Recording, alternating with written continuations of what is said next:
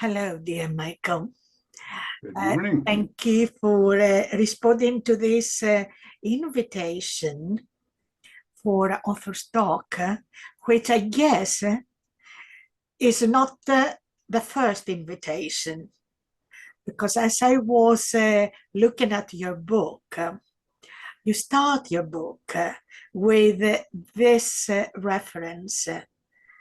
I have never stopped, you say, pondering how variable and courageous rituals of entry in infant mental health often are. And you speak about your own invitation into this field.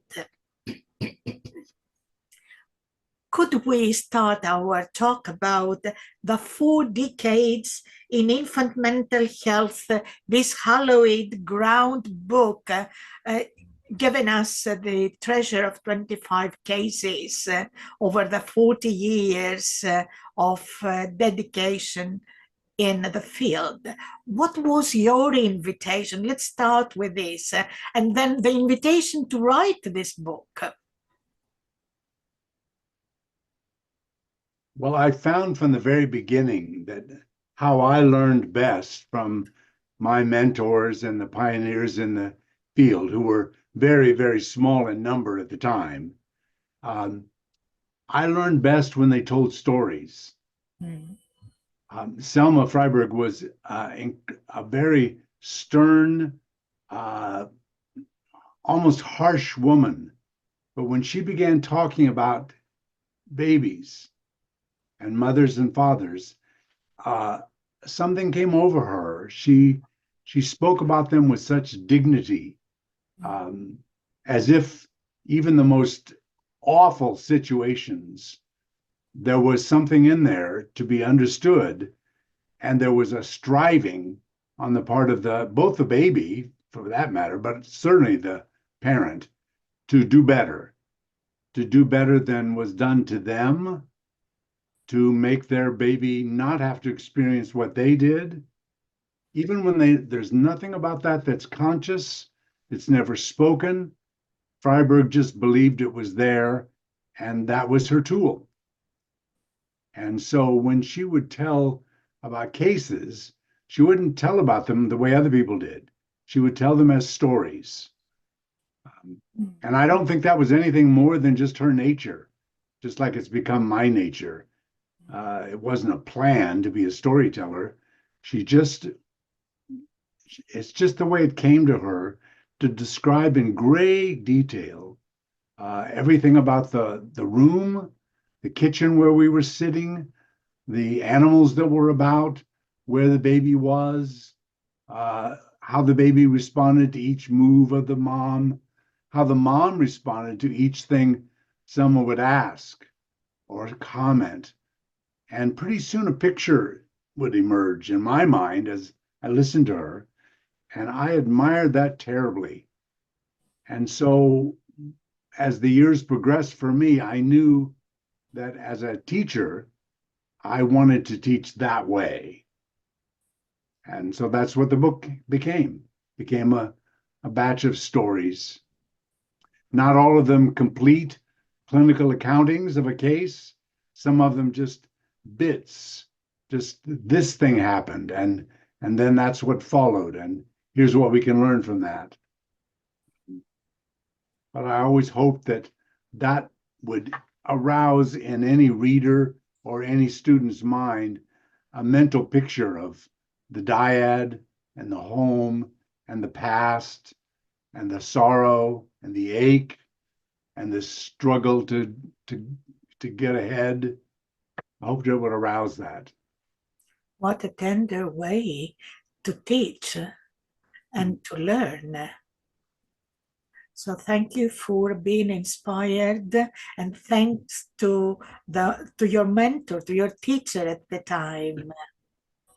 So you speak about what we can do with people, with children, young children who have to deal with pain or whatever and cry all the time, or withdraw, or resist, or develop whatever behaviors they can at the time, just because they are looking for something very precious. And this conflict, perhaps it's not the best word, between this need for the babies and also the other need in the parents, the other part of the diet, as you said, who seem lost in their woods of their own beginnings and their own pains and losses. And you try to provide some compensations to shed some light on such cases. So let's start with looking at some of the messages that you make. For example, you speak about preborns can sometimes be seen as transference objects. How can Impossible this to imagine. Yeah, how can this happen? Can you explain and talk a little bit about this? Well, it's a, I can try, but it really is a mystery and a miracle. Um, I think with so many things that happen between parents and babies, it really is a miracle of transformation. It's an effort on the part of the dyad to wrestle it out, to figure out what's going on, what happened, how can this be understood. And so my job was always, I considered myself a scientist in the sense that I collected data. My job was to sit and watch and ask and poke and palpate, so to speak, um, in hoping that something would emerge that would help it become more understood. So if a mom, for example, um, if she if she rushes off to see her grandmother in North Carolina during the pregnancy, and she doesn't know why, she was always just comfortable there, she says. And she gets pregnant by a boy that she doesn't even know and doesn't love, and births a baby that she's fine with. Um, she's not a gregarious mother. She's not a cuddly mother, but she does okay for an 18-year-old until the baby turns about 9 months of age and starts to crawl. Mhm. Now, who would think that crawling has anything to do with the mother's psyche or the prenatal life of that child, or the mother's use of the baby as a transference object? It's hard to even imagine. But then break it apart for just a minute. When the baby was crawling, she pointed to him across the room and said, "See, he's like all of them." Mm. So my job was very simple. What do you mean? He's like all of who? Well, they just boys. They just always go away. So I naively thought maybe she was talking about the father of the baby, with whom she'd never established a relationship. But no, that wasn't it at all. So we just had to keep wondering and imagining and poking around until she began to tell the story of her mother's trip to North Carolina to live with her mother at about the same age that the mother I'm telling you about was when she birthed many years later. And the mother's house was in a little town near an army base. And on that base was a man that Becky's mother fell in love with and got pregnant by. And then he was shipped off to Germany, and she never saw him again. And so that Becky's mother did not ever have a man, and Becky never had this baby never had a father. But what does that have to do with prenatal life? Well, what if years later this mother's carrying a baby? She doesn't know the gender, but she imagines it to be a boy. In fact, she's almost sure, she says, it's be a boy. And she begins to imagine altogether unconsciously. He doesn't tell anybody this. I don't think she even knows that she feels this, that he will, like her father, leave her. And so when she waits until he does leave, so to speak, crawling becoming a symbol of leaving, to reject him, she places him with her parents and she runs away. That began in utero. And I wish we could have known about the ways in which that baby boy inside of her had already been transferred in her mind. The image of her own father had been transferred onto that baby. He was a male who, like all males, she thought, would leave her. But yet, wait, she's not done. That's the crazy, mysterious thing about this field that we're in. She left her baby, had nothing to do with him after she gave him to her parents. But she didn't just wander. She wandered for a while, living with girlfriends in another part of the state and so on. But then she decided to go to North Carolina. She thought it'd be nice to visit her grandmother again. So she did.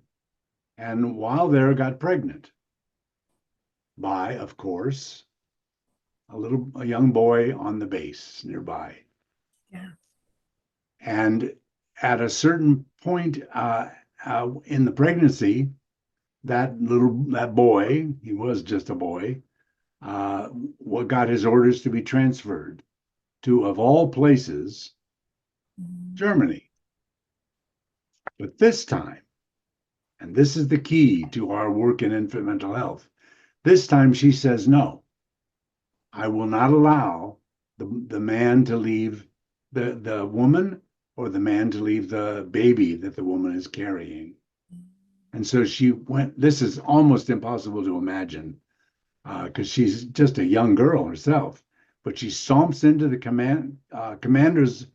commandant's office at the base and demands that he rescind his orders, because you wouldn't want a baby to be left without a father, would you? She says. And lo and behold, he did. And they were united, got married, and she wrote me a letter. Obviously, I'd lost some track of her during this time, and she was living far away with her grandmother. She wrote me a letter and she said, I did it. I got him to stay home. The baby is going to be born in about a week. It's going to be a boy. I think you know what I mean. And that's how she ended the letter. I think you know what I mean. And I did, miraculously. Yeah. So Wonderful. the point of that, in answer to your question, was unborn babies, just like born babies, are available to mothers and fathers, we find, as transference objects, ladling the image, the identity, and the history, including departures and losses, onto that unborn or born baby. Michael, before we move on to another theme, another case, what do you think was the key point that brought the transformation in this generation later? As so many mothers do, I think she was on a quest almost from the beginning to fix the hurt. None of that is conscious. I want to emphasize that. Mothers don't think about these things typically, but I think she was on a quest, and it just took different parts. She had to birth a baby, have some relationship with the baby, give the baby, see the baby as abandoning her, give him away, go mess around, go be with their grandmother, find a boy in the base, get pregnant. All of that is as if it was a stepwise movement towards some goal, always unconscious. I think that's what drives moms and dads. Beautiful, beautiful. Sometimes exceedingly difficult it is to discover what it is, what's the hurt, what's the transference, why. Um, one mom was sent to me by child welfare when her baby was 2, um, because she had just walked out on the baby. And child welfare was very distressed and wanted to take the baby away, and so did for a little while, but on the condition that the mother would see me. And to make a very long story short, um, the mother was a very good mother. I always got the baby out of foster care to come with the mother to sessions, and I got to see them together. She's a wonderful mother, very attentive and so on. She had no explanation for why she had just given her baby away at this one moment. The only clue I had at all was the timing, because we always look for timing. If a mother departs at 2, we don't think that's a coincidence. We want to know, what is it about a 2-year-old, or what is it about mom at 2, or something. But we just desperately grasp for what can tie this together, Mm. and nothing seemed to appear. Child welfare decided there was no grounds for keeping the baby in foster care, so they gave the baby back, and the mother resumed life with that baby, and all was fine. And she stopped seeing me, and I felt devastated. Mm. I had no explanation for this, and that's torture for me. Mm. A couple of years later, very cold winter's night, a man knocked on my door at home, asked me if my name was Michael Trout. Uh, did I remember so and so? And I said, well, of course I do. He said, well, she's my wife. I've married her. She Mm. said she used to see you, but I've married her. And we've had a wonderful life. I adopted her, the baby that she already had, and everything was just fine. But then she just took off, and she's in Florida right now, and she's left both babies, both children, and I don't know what to do. So you can imagine where this is going. He put me in contact with his wife, and she was willing to communicate with me a bit by phone.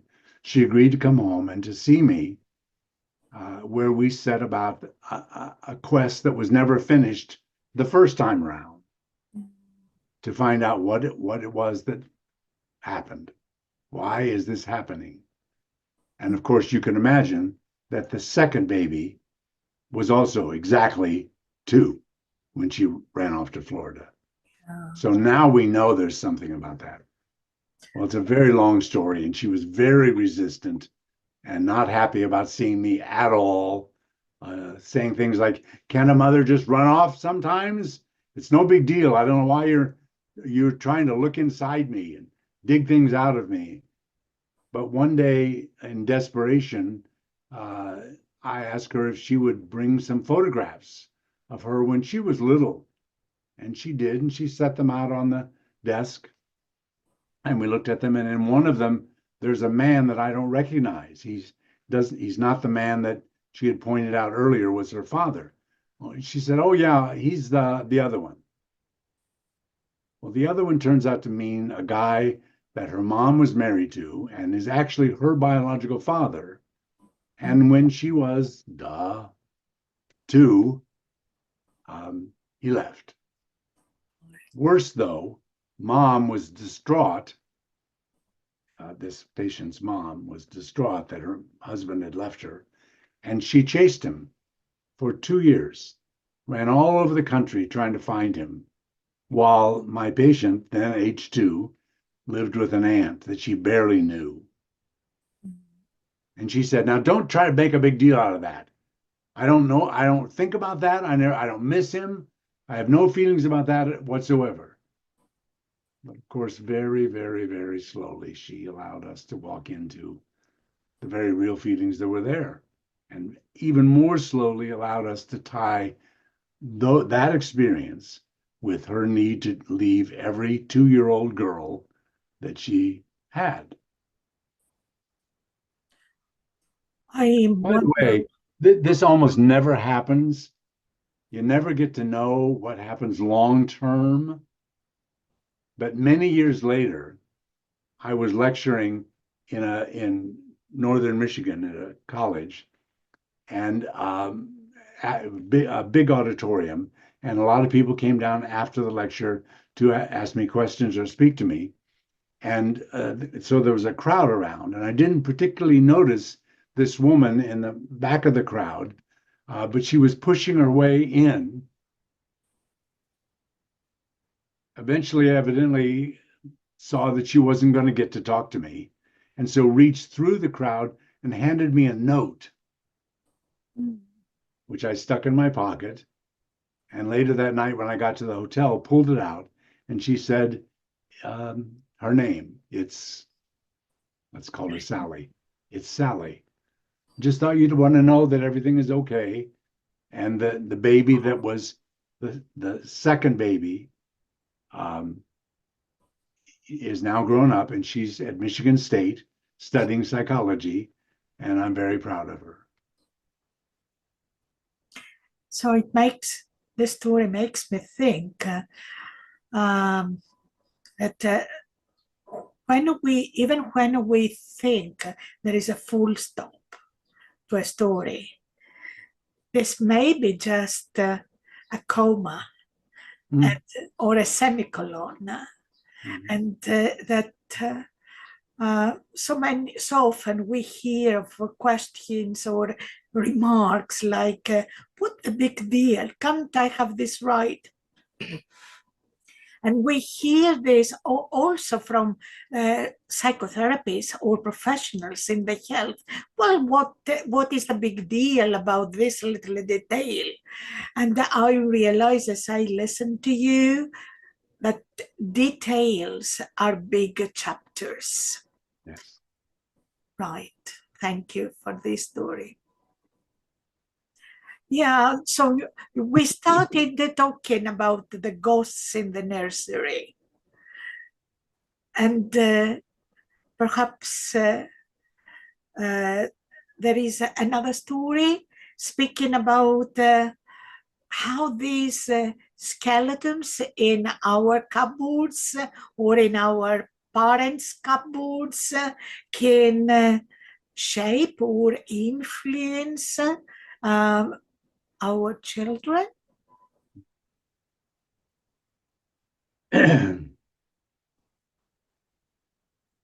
Well, it's the ghosts in the nursery are the story of my years of practice. I wasn't always in the quest to find the ghosts, because it wasn't always that was the most important thing, but it was always a thing, even if it wasn't the key to the case, the key to unlocking the trauma or the distress. It was something worth knowing.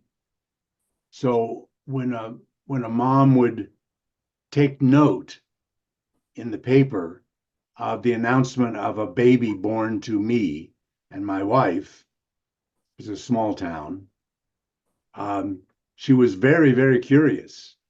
And I, of course, knew enough to not get too involved in that conversation, but um, but couldn't just push her entirely away. And I began to ask her questions about what kind of a father she thought her husband was, because she kept saying, "Oh, I know you'll be a very good father." And she said, "Well, he's he's not a good father." and she began to speak of something akin to hate of him.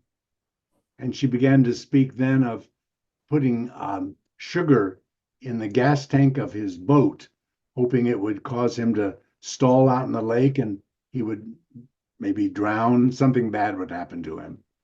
And that increased over the weeks, those kind of stories. She then began to say that she was having dreams, all kinds of dreams about things she could do to him, but also had dreams about having sexual relations with other men, including, and then she named the brother of her husband. And she named, who was, I can't think of the second one, but the third one was someone maybe not known to your listeners on American TV, Gunsmoke. Matt Dillon was a sheriff, very tall, very husky, sheriff in a small town. And he was one of those people she was dreaming about having sex with. And so I asked about each of those three. And when I got to Matt Dillon, she described him, oh, a big guy. He goes around helping people. And then there was silence, as you can imagine. And I said, my goodness, how many people do you know that are big guys that go around helping people? And she grinned like a little child. It was a very definite change in her affect. And she said, well, I guess you're a little like that. I said, well, I suppose that's right. Well, what about that? What else is there to say about that? She said, oh, well, I no. And she began stuttering and stammering and becoming very uncomfortable. And eventually she decided to tell me that in that room where we had been meeting for then about 2 years, her living room, over in that corner over there used to be a daybed. And when she was little, her mom got sick and was in the hospital for an extended period. And her father one day sent her brothers outside to play, and he raped her on that daybed in that corner. In this, now this is the part that I found almost impossible to imagine. Turned out it was in not only in a room like this, it was this room, because this woman and her husband, when they grew up and got married and had the babies that they had that I was seeing them for, bought the house that she lived in when she was a little girl. And so it was in this very room where she and I were meeting that the rape occurred. And of course, I expressed empathy and so on, but knew somehow we weren't done.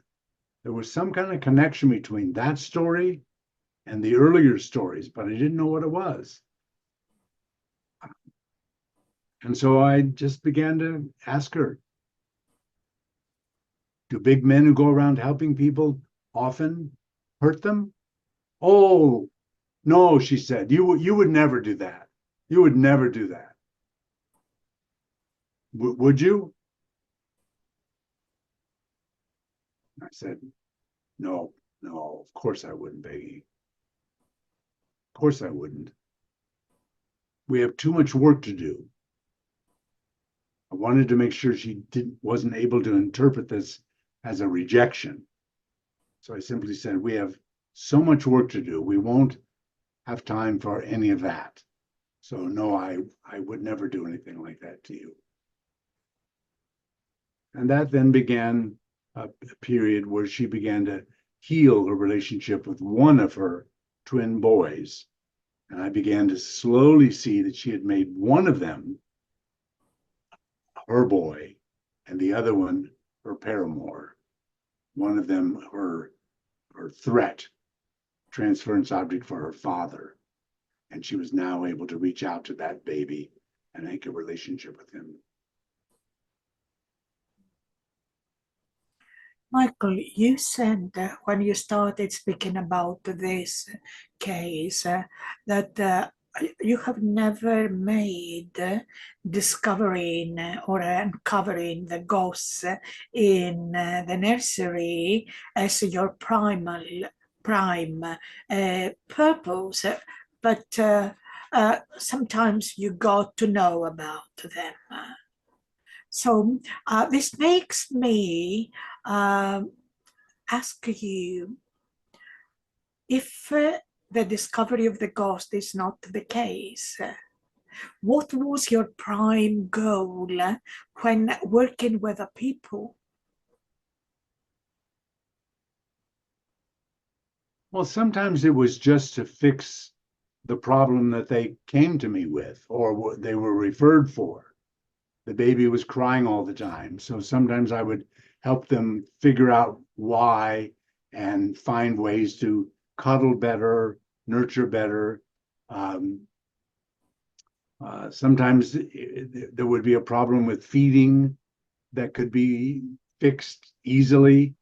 But I have to tell you, Olga, the vast majority of the time, when we started down one of those roads, like to fix the problem with psychoeducational tactics, almost always those didn't work unless we could uncover the ghost that was also attached to that.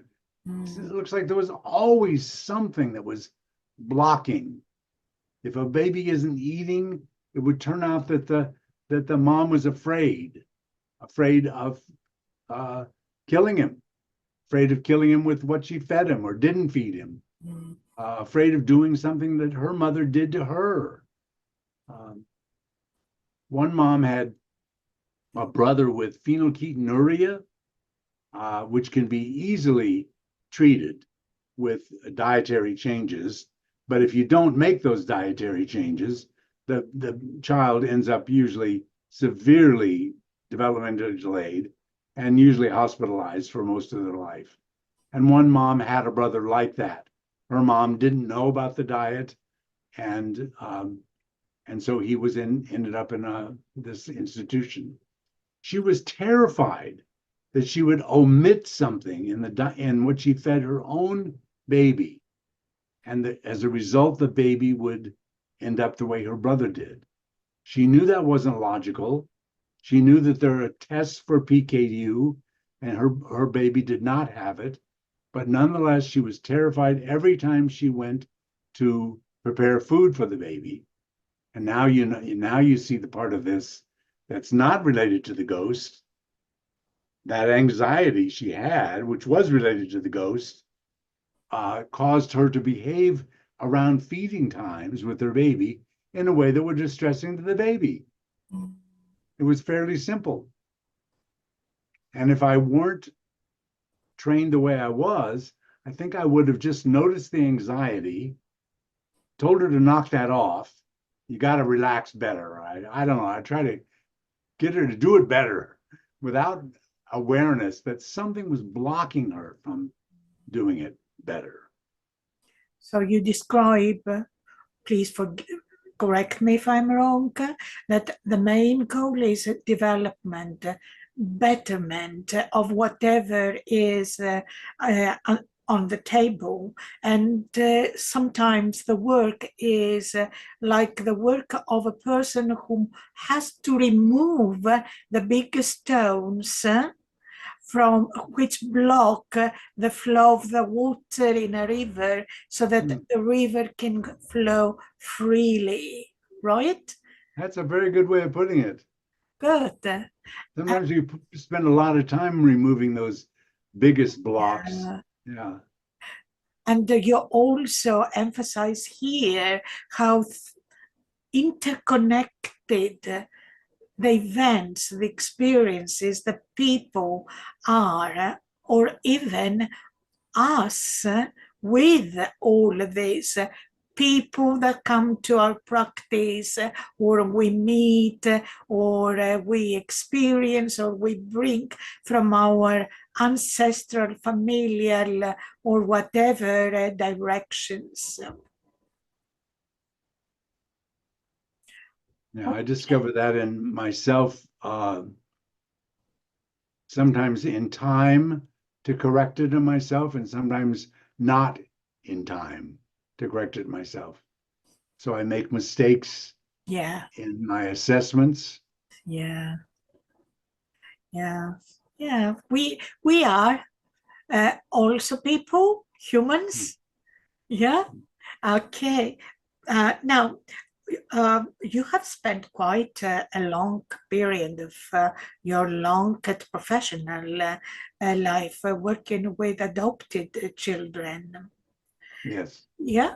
And uh, what is uh, what is going on when, or what is the important, the significant thing to uh, to see when a baby that was born by a human, but then left or isolated or abandoned or then adopted, this baby comes to the new home. What is the story before creating the rest of the story with the adopted parents and the rest of the life?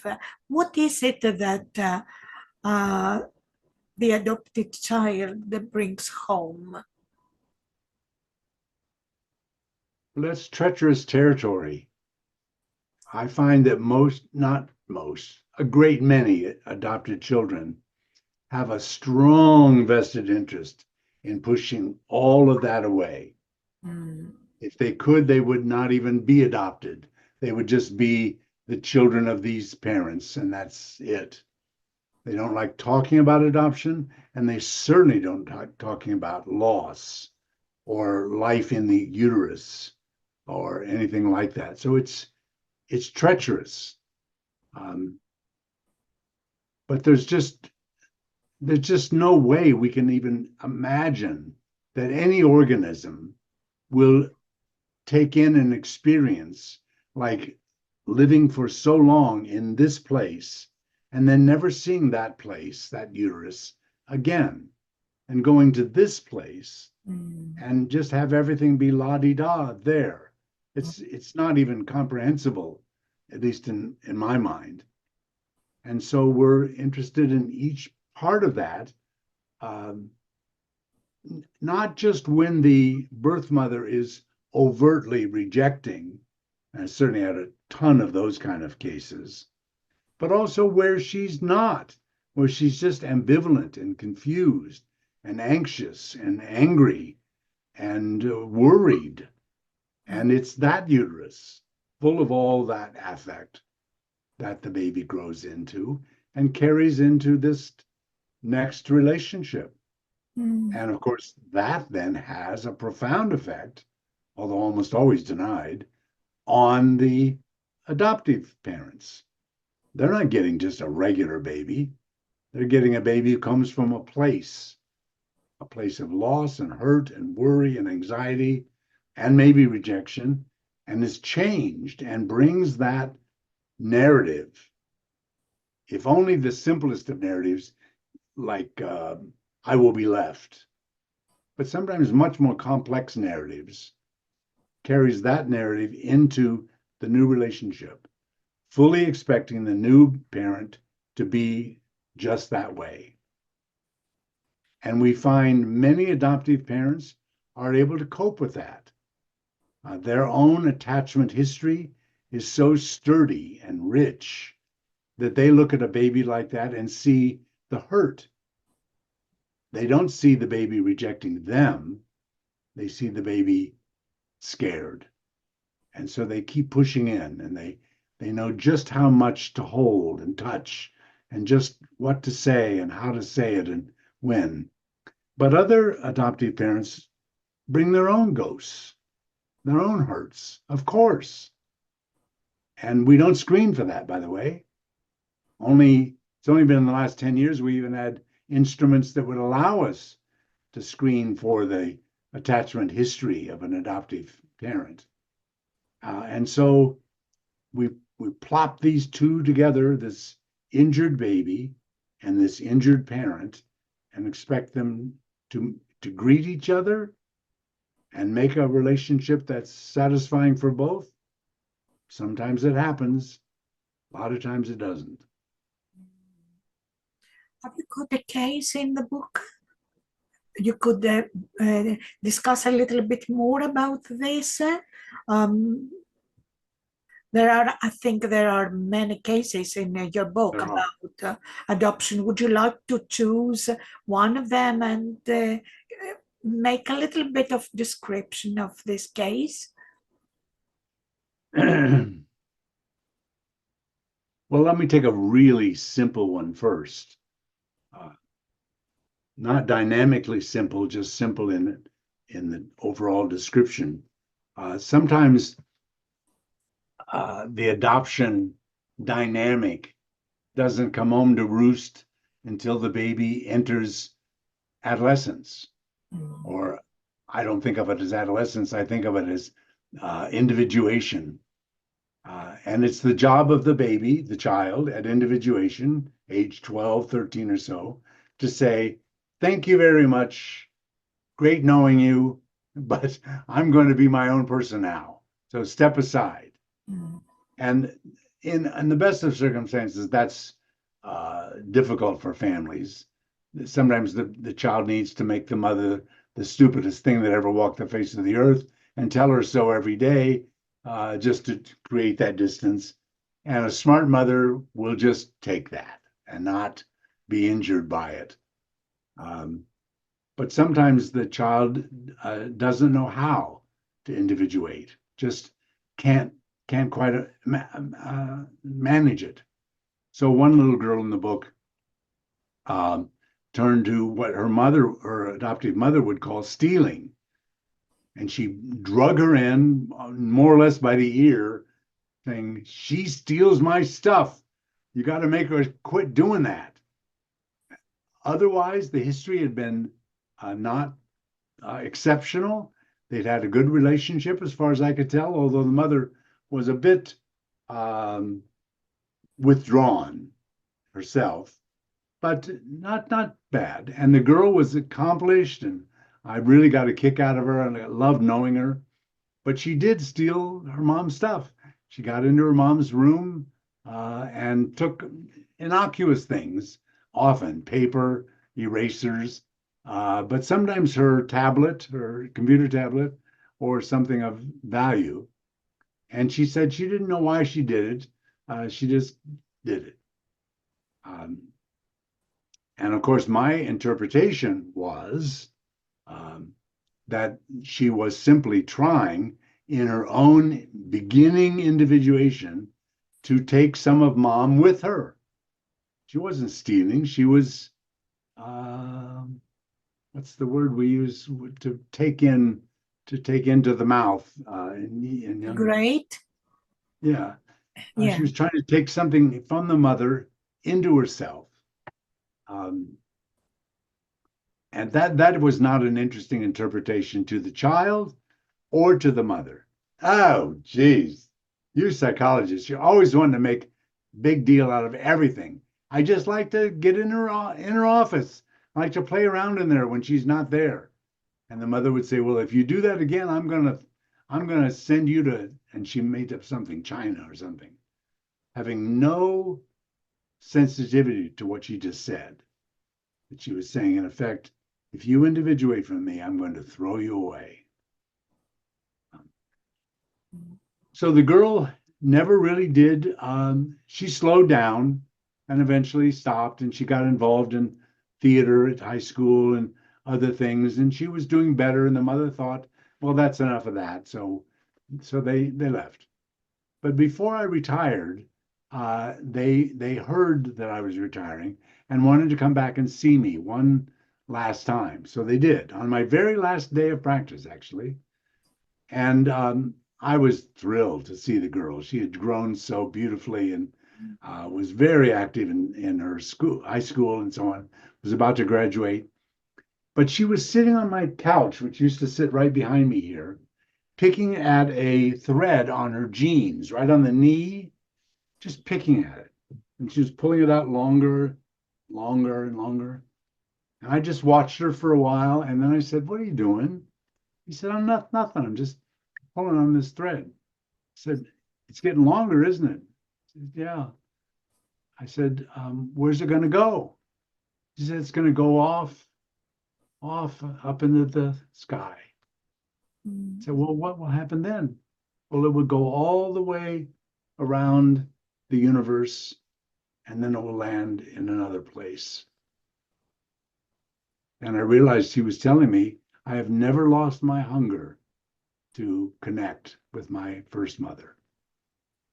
I want a string that will hold me to my first mother, but I can't stand the idea of that.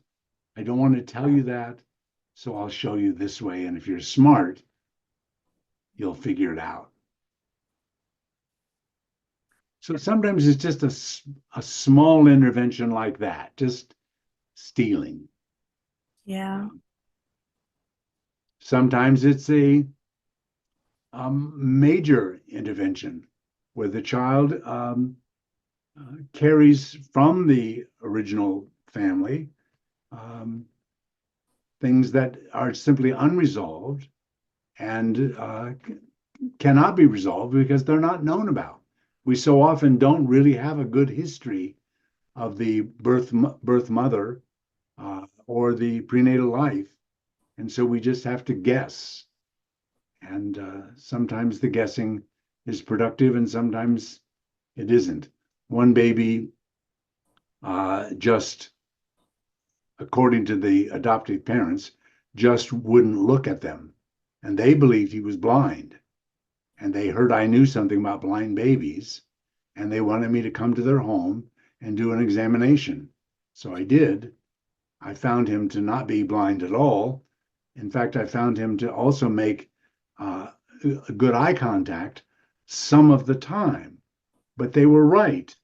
He averted gaze, avoided eye contact when being handed from one person to another.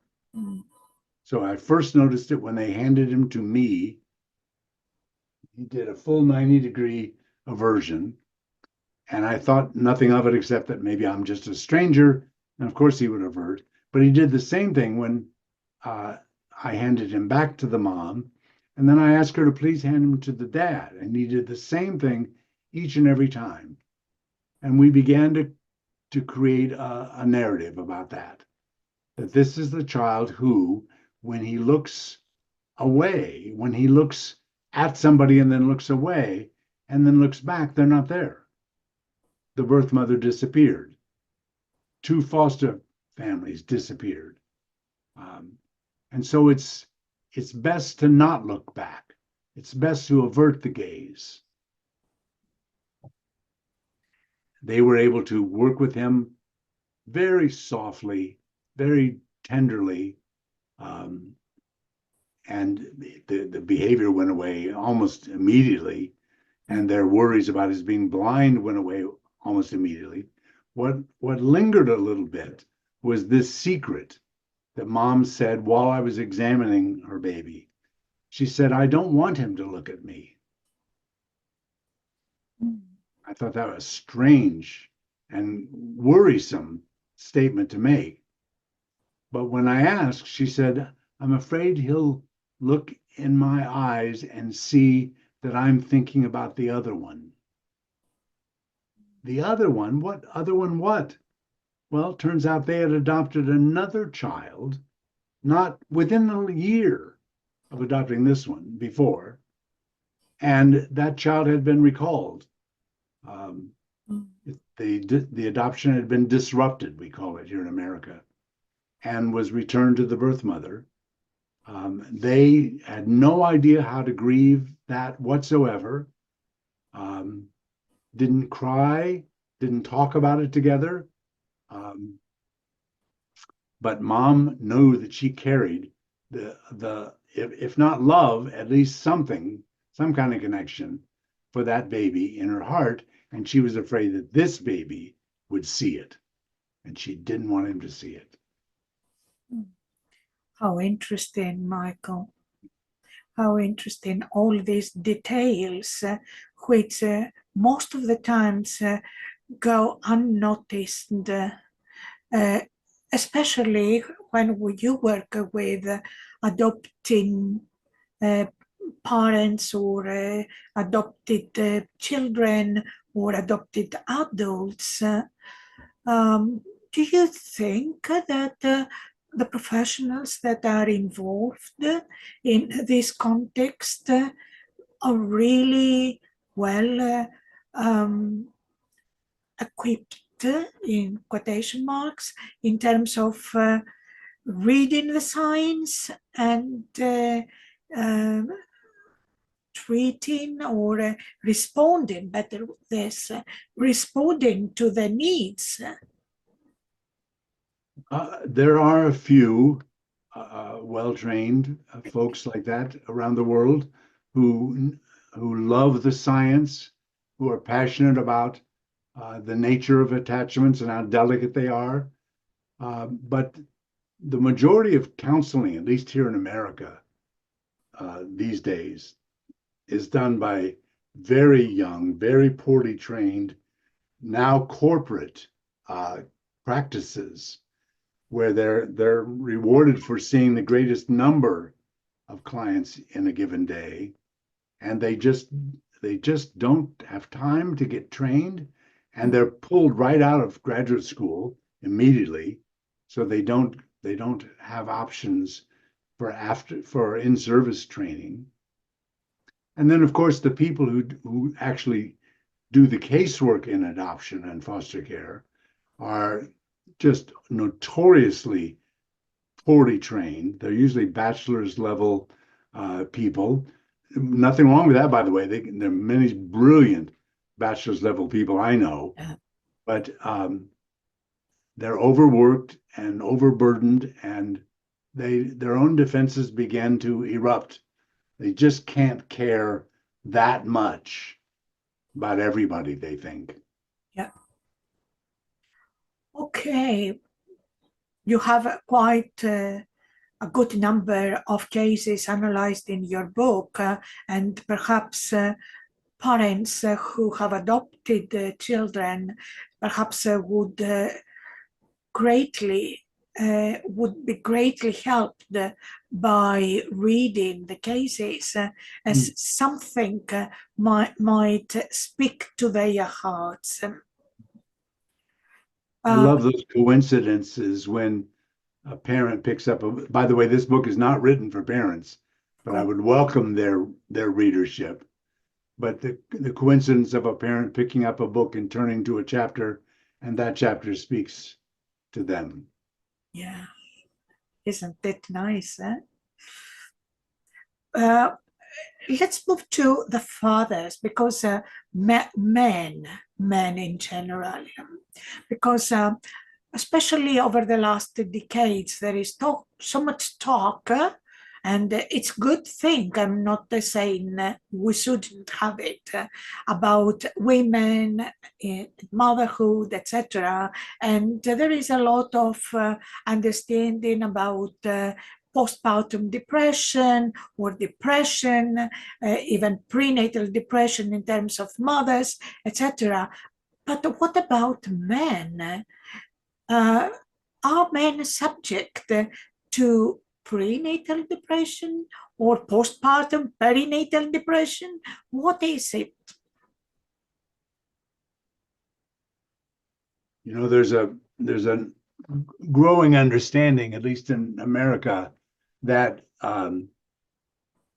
heart conditions were evaluated only in men. And so doctors didn't know how to see the signs that a woman had a heart problem.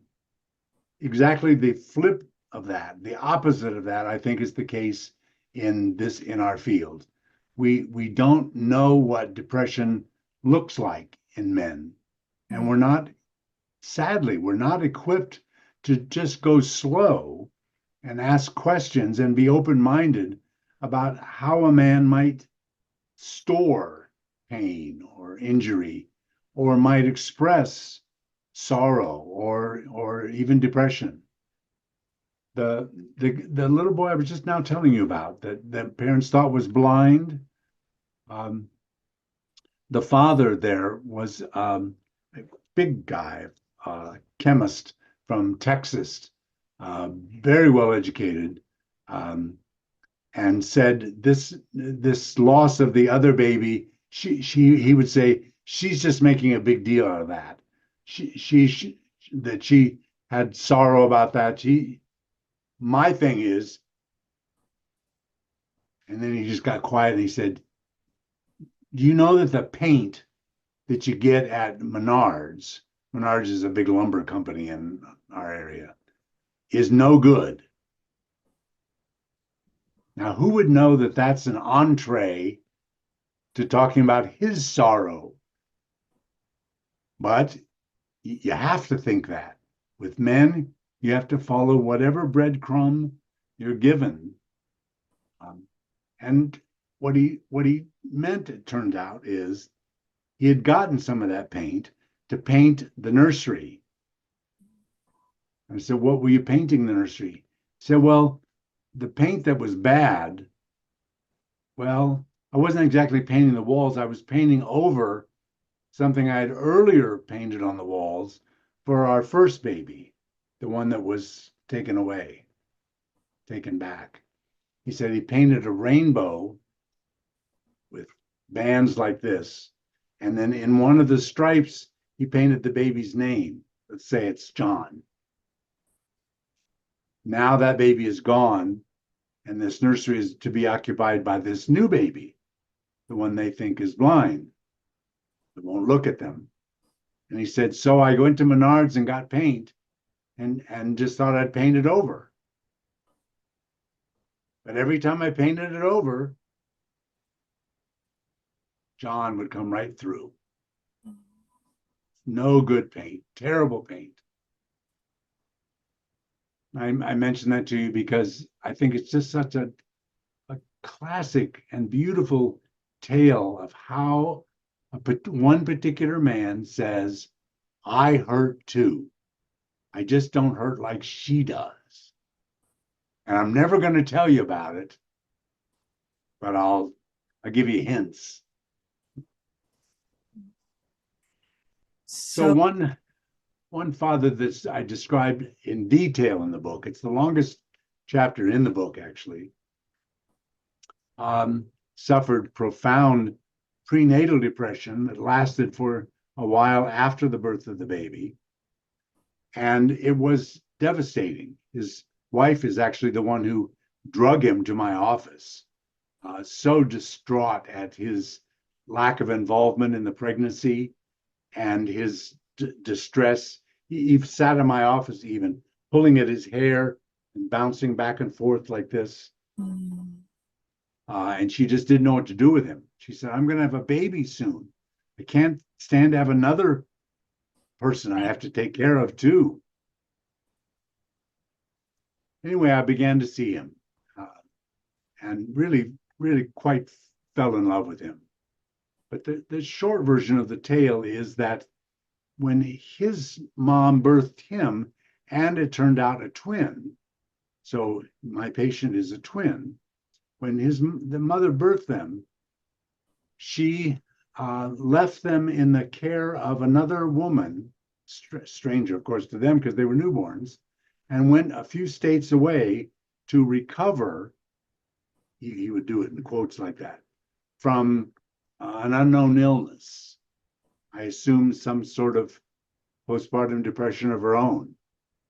And she stayed there for a few months until a family friend discovered the plight of these twin boys who were not with their mother and had really never seen her, and insisted on a reunion. And at the reunion, which was very short-lived, the mother is quoted as having said something like, well, I guess they're doing fine without me, something along that line.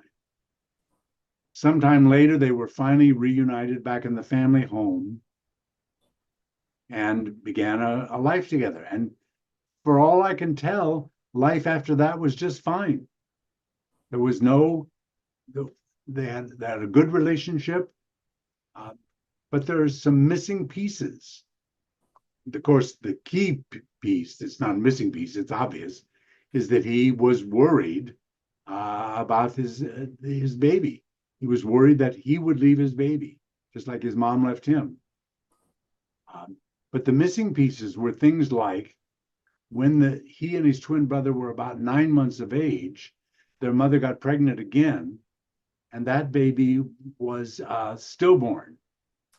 So she was given a name, and my guess is that contrary to what he told me before, which is that everything was fine after they were reunited, his mom probably went into another depression over the death of that baby. And my patient lost her for another period. So it all often spins like that. But the point is, you just have to kind of stay with a man, listen to his way of talking, his way of telling stories, his way of piecing things together, if he does at all. When we finished our work, he moved to another state. He was a professor, and he was transferred to another university. And some years later, when I was writing the book, I reached out to him. I wanted his permission for that chapter. And he let me know that he had divorced the woman that he was married to when I knew him. And he'd gotten married to a woman who, like his mother, was a cello player. And we talked for a little while longer. I thought that was very interesting and likely some transference, but not nearly as big as the one that was about to emerge, which was that he finally mentioned her name. Mm.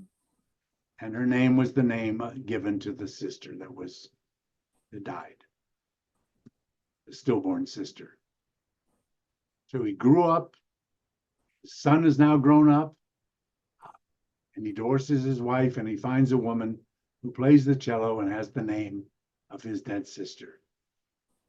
So men never stop. They never quit trying. I'm emphasizing that because men often have the reputation, particularly in the lay public, but also among psychotherapists, as going for easy answers and wanting to end quickly and not really very interested in all that psychobabble stuff. And it's true that they often don't like to talk about it, but men have energy and drive to get to the bottom of things just the way women do. You just have to follow a different kind of trail with them. Michael, after 41 years of being in practice, and still, I think that you are still in practice in different ways. But after so many decades, what do you think is served by these circling around and around, and the themes appearing, the patterns appearing again and again in our lives? Why? What is the wisdom of this? That's a funny word, wisdom. Yes. For the patient, you mean? Yeah, for the person who's doing it. Yeah. Well, there's only one answer that I know of. It's just the nature and everlasting action of defense. We just can't stand certain things. I mean, the pain was bad enough the first time around, and now we're supposed to visit it and hold it in our hands and work on it. Oh no, it's better to go round the block and circle the moon and deny and then so you do it. Yeah. You experience it again and again. Sure. But I say about that, so what? That's the nature of us, and we shouldn't give up on people if that's their way. We just follow them, follow the leader, and find miraculous, or at least interesting, all the machinations, all the things people do to to make the pain not so bad or to make it go away. I think that's fascinating. Fascinating. Which brings us to the next fascinating story. We often hear that, unborn children haven't got a memory. How can they have a memory? And young children, what do they remember? I do not remember anything, etc., etc. All of these stories. So how does memory, in quotation mark, perhaps there is another term that is better, work in gestation or newborns, infants, young children?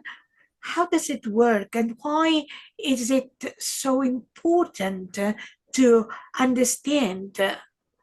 And is there only one kind of memory? Body memory, cellular memory? What kind of memory? There are so many different terms all around in the books. Would you like to speak about it a little bit from your book? Well, just a little. I have to acknowledge that I was determined that there could not possibly be memory before birth for the first probably 15 years or more of my practice. But mostly that was a problem of my imagination. I couldn't fathom it. And take that sentence literally. I could not fathom it. I couldn't find words or a structure or a means of understanding how that could be. And it was only through reading works in biology and entomology. Who is the famous Nobel Prize winning? Oh my gosh, I'm sorry. I won't take up our time trying to think of his name. But he wrote a wonderful book on snails and memory. And there were some people at University of Michigan where I studied who did a lot of work on earthworms and memory. Mm. And what I began to see is that while I didn't have the imagination to know how it happened, there could be no other possibility than that it happens, because that's the way we're built. We're built not stupid. We're built to learn from experience. And the only way you can learn from experience is to gather your experience and to retain your experience. Oh, I've been there before. Your body needs to be able to say when you encounter anything from a dragon to an abusive adoptive parent or whatever. You need to be able to recognize when you've been someplace before. And the only way you can do that is if you retain memory, and we do need to put that in quotes because there are so many kinds, some kind of memory. We need to be able to retain that so we can learn from it. Now that's fraught with problems because we're lousy at conceptualization before birth. So all we remember are bits and pieces that we struggle to turn into a narrative. The purpose of the narrative being only outline the circumstances under which this could happen again. That's what I think a narrative usually is. So we just do our best to pull that together, but we're lousy at it.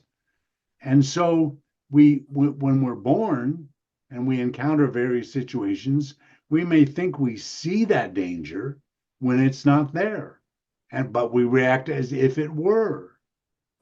And so we get messed up, and then we mess up the other person to whom we just responded as if they were a villain when they're not. And then we tumble together in a negative direction. But it's all nonetheless part of what I consider to be an honorable, if not noble, quest to survive, to protect ourselves, to optimize. And that's the way I think memory works and why we have it.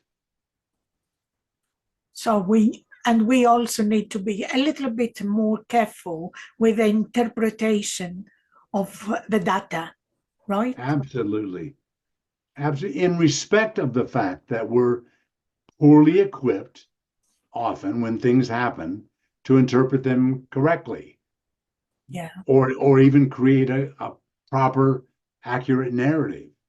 I mean, we don't know when we're unborn what the motivation of the other was Mm. or why they did what they did. So we can make up that it was because they hate us or because we burped too much or because we did something wrong. And we carry that with us, even though it's completely erroneous. And if asked later, we may report our story as if it were history.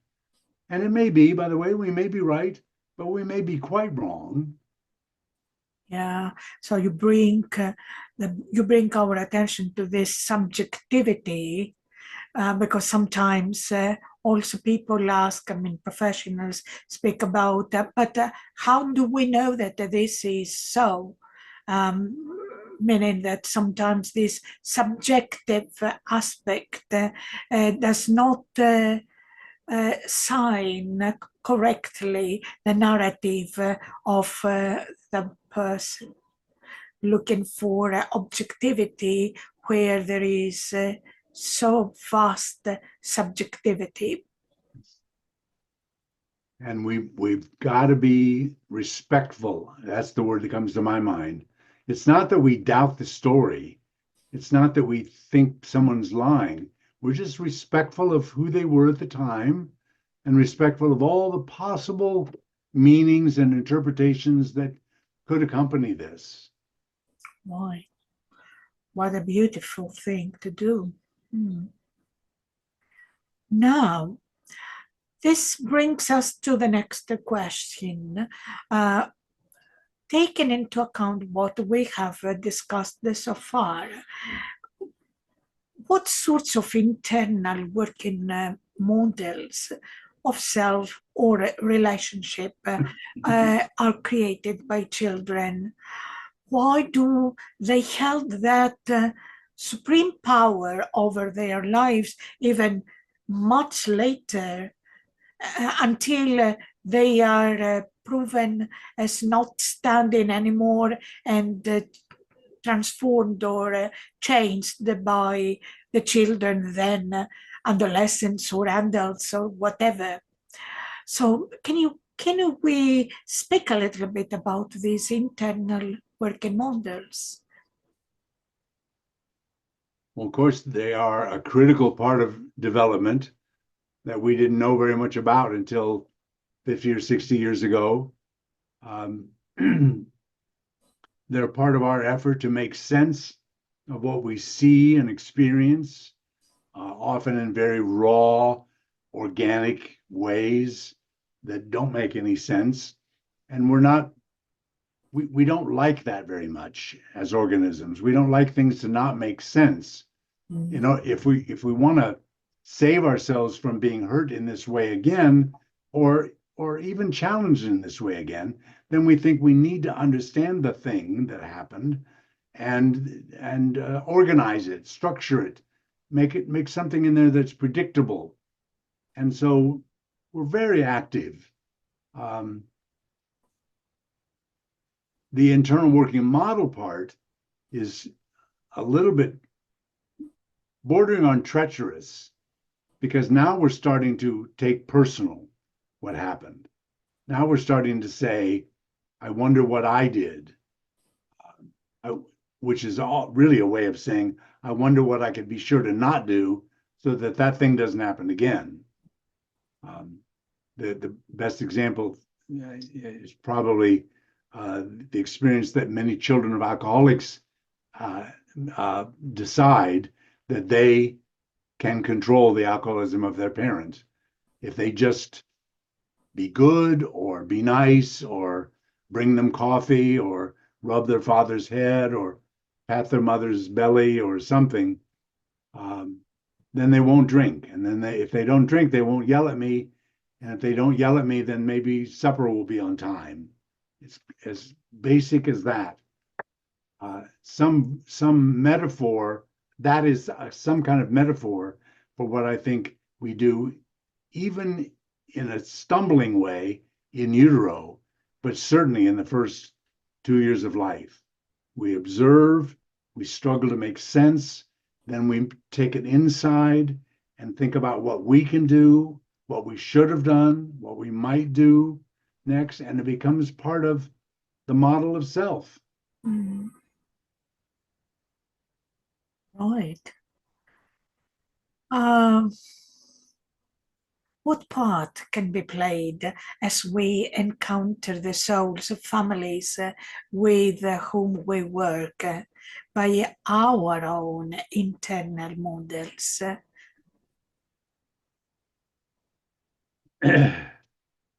Well, first, I'd like to dissuade any listener from imagining that we have to be fixed. Mm. I don't think we do. I think we have to be exceedingly careful and thoughtful and disciplined, so that what is in us about us does not slop over into our work with patients. We have a responsibility to be disciplined in that way. But that doesn't mean we have to have all our ducks in a row.